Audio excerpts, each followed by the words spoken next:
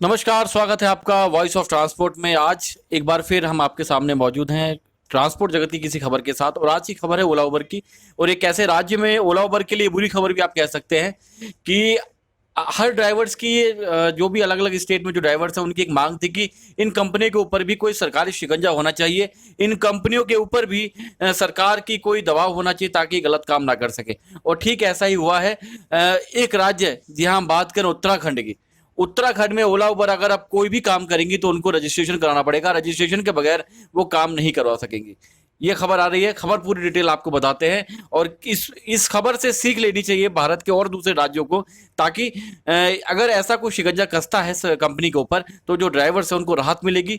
और ये कंपनियां भी किसी दबाव में काम करेंगी, क्योंकि इनके ऊपर अभी फिलहाल लगता है कि कोई दबाव नहीं है, इसलिए चालकों के साथ ये अपनी मनमानी कर लेती हैं और इसीलिए जो चालक हैं वो परेशान रहते हैं। आइए खबर की तरफ बढ़ते हैं। खबर है कि उत्तराखंड में ओला और उबर कंपनियां बिना रजिस्ट्रेशन के टैक्सियां अब नहीं चला सकेंगी।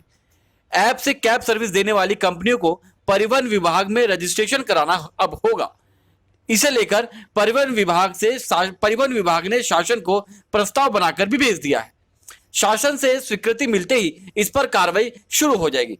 परिवहन विभाग ने यह निर्णय दुर्घटना जैसे मामलों में कंपनी की जवाबदेही तय करने को लेकर किया है। शहर में कैब सर्विस देने वाली ओला और उबर ऐप के जरिए दर्जनों कारें संचालित होती हैं। टैक्सी में चलने वाली कारों का तो परिवहन विभाग में रजिस्ट्रेशन है, लेकिन इन कंपनियों ने अभी तक रजिस्ट्रेशन नहीं कराया है।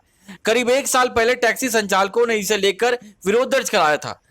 दोनों पक्षों के बीच मारपीट भी हुई थी, जिसके बाद प्रमुख सचिव परिवहन विभाग ने मामले की रिपोर्ट तलब की।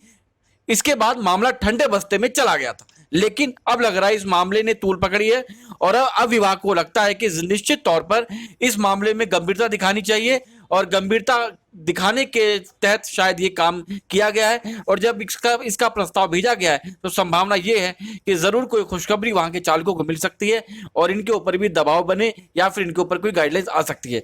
परिवहन विभाग की ओर से आचार संहिता लगने से पहले शासन को प्रस्ताव भेज दिया गया था, जिसमें कैब सर्विस देने वाली ओला और उबर कंपनियों को भी राज्य में रजिस्ट्रेशन कराने की बात कही गई है।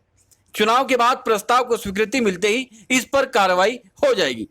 कैब सर्विस देने वाली कंपनियों से जुड़े वाहन तो आरटीओ में पंजीकृत हैं, लेकिन कंपनियां नहीं हैं। ऐसे में दुर्घटना जैसे मामलों में कंपनियों की जवाबदेही सुनिश्चित करने के लिए ओला और उबर कंपनियों को भी अपना रजिस्ट्रेशन कराना होगा। इसे लेकर शासन को प्रस्ताव भेज दिया गया है, यह कहना है सुनीता सिंह, अपर आयुक्त परिवहन विभाग। यानी अब आप देख सकते हैं कि उत्तराखंड ने मामले में गंभीरता दिखाई है और ओला उबर पर शिकंजा कसते हुए यह कदम उठाया गया। प्रस्ताव आचार संहिता के बाद भेज दिया गया है, लेकिन चुनाव के बाद जब आचार संहिता खत्म होगी तो निश्चित रूप से इस पर कोई कार्रवाई की जाएगी। इस पर कोई निर्णय आ सकता है और वो निर्णय उम्मीद की जा सकती है कि कुछ ऐसा हो कि जिससे इन कंपनियों की जो मनमानी है वो कम हो और जो वहां के जो टैक्सी ऑपरेटर्स और जो कंपनियों में संचालित होने वाली टैक्सियों के बीच में जो मतभेद है वो भी समाप्त हो। हम फिर हाजिर होंगे ट्रांसपोर्ट किसी नए मुद्दे पर। जब तक के लिए बहुत बहुत शुक्रिया, धन्यवाद, नमस्कार।